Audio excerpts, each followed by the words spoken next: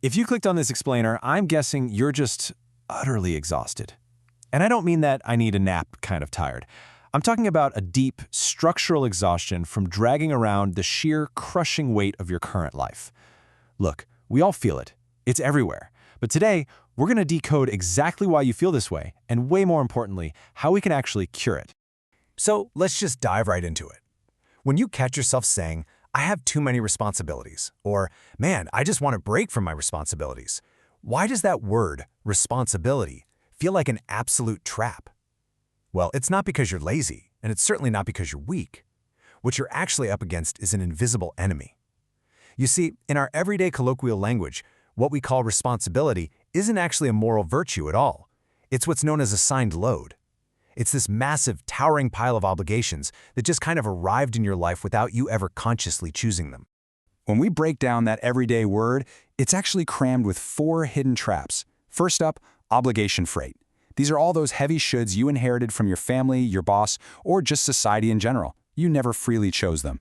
Second is decision load. That's the exhausting reality of being the person everyone else depends on with literally no off switch. Third, liability exposure, meaning, hey, if something goes wrong, you're the designated target for the blame. And fourth is role binding. This is the trap of identifying as the responsible one, which essentially denies you permission to ever just collapse. These things arrive as unselected obligations that fuse with our ego, and the crazy part is, society actively punishes us if we try to drop them. Eventually, all this accumulation builds into something even more overwhelming. It forms what's called the undifferentiated responsibility field. Because we don't have a built-in mechanism to filter out these incoming obligations, everything just stacks up and it all feels equally heavy. There's no gatekeeper. Nothing has been sacrificed or said no to, so everything, your career, your family, that random email sitting in your inbox, the entire state of the world, it all blurs together into one massive, crushing blob of low-grade anxiety. The reality is, we're actually talking about 2 completely different states of being that just happen to wear the exact same English word. Think about it like a scale. On one side, you have assigned load. That's the pre-selection state. It's an unselected pile that your ego has fused with, and it is literally designed to crush you. But on the flip side, we have true response capacity.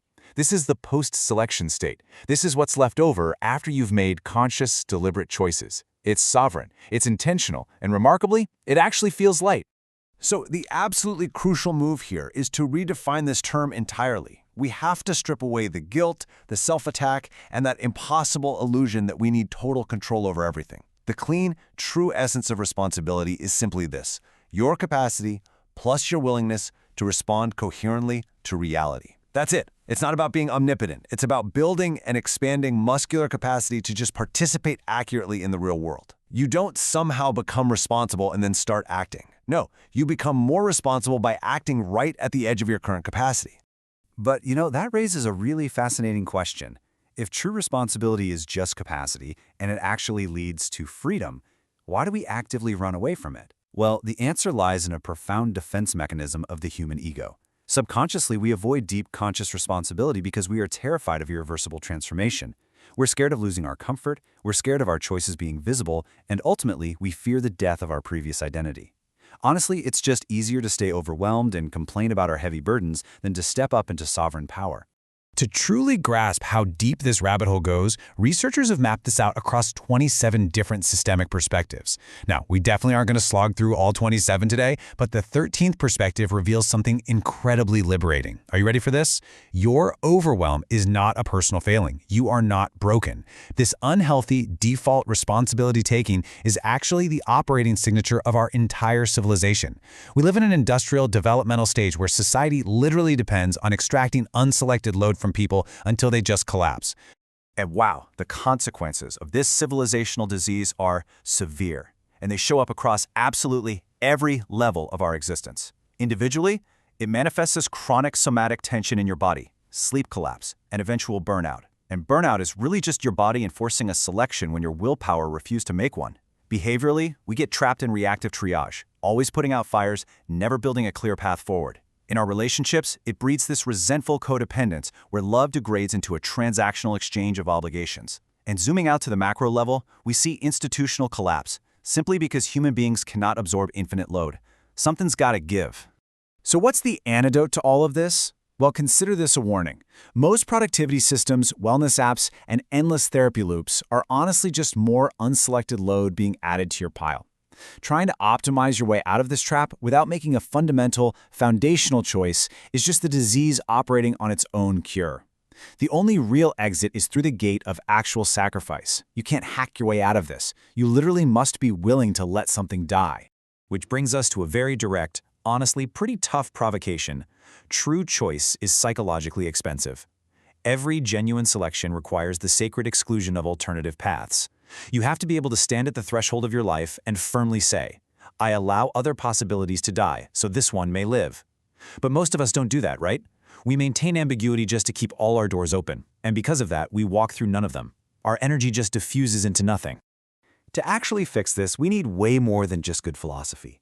We need a structural cure. Specifically, we need something called cognitive selection architecture. Think of this as physical therapy for your brain. High-capacity minds burn an enormous amount of energy just trying to hold open these infinite spaces of possibility. So we need an external system to take off that pressure, a physical way to continuously and reliably narrow our focus.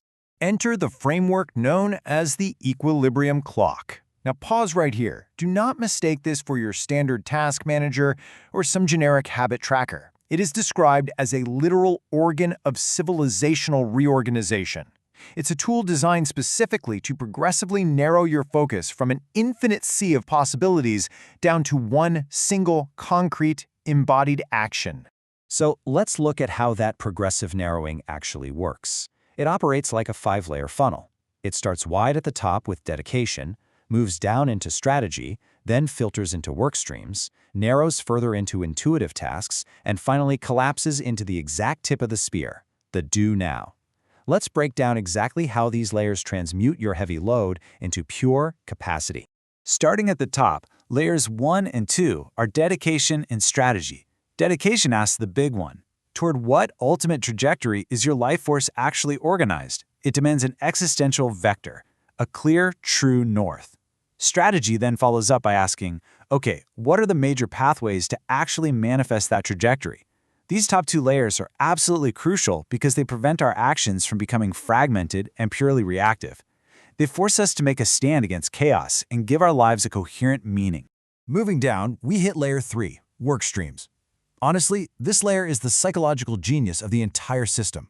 Work streams act as bounded responsibility containers. Remember that terrifying, undifferentiated blob of anxiety we talked about earlier? Work streams are the structural antidote to that, especially if you have a mind that loves to jump between a million different interests. They take all that infinite possibility and safely fence it into finite, manageable domains. Finally, the whole funnel collapses down into layers 4 and 5, intuitive tasks and do now. And listen, this isn't about rigidly grinding through a predetermined to-do list. It's about dynamic force allocation. This forms a conscious enactment loop at the very bottom of the funnel. It's where you constantly alternate between tuning into reality, sensing exactly what movement wants to happen right in this moment, and then acting on it through immediate physical embodiment. You are literally collapsing ambiguity into pure movement. But I have to challenge you directly right now. Will this equilibrium clock just become another unselected burden for you? If you're just casually listening to this explainer, nodding your head, and planning to bolt this system onto your already crushing pile of obligations, stop. You are just going to reproduce the exact disease we are trying to cure. The clock only works if it completely replaces your old architecture of trying to hold everything. You can't just add it, you must consciously choose it. And choosing it means letting go of the old way. Which brings us to a really powerful concept known as the see-do shock. This is the electric, vital moment where seeing must become actual form. Because wisdom that stops at just diagnosing the problem, it's completely useless. It just becomes another pretty obligation sitting in your unselected pile. The see-do shock is that necessary, immediate incarnation where your philosophical understanding actually crystallizes into a concrete, irreversible act in the real world. So, I am not going to let you just passively consume this explainer and move on with your day. The completion of all this understanding requires one concrete sacrifice from you right now. I want you to mentally fill in this blank. As of today, I no longer carry blank. Name one specific, assigned load you are carrying right now that fundamentally is not yours. Let it fall. Let whatever was depending on it find another support, or let it fall too. It's time to reclaim your authorship. What is the one thing you are willing to let die today so that your own sovereignty can finally live?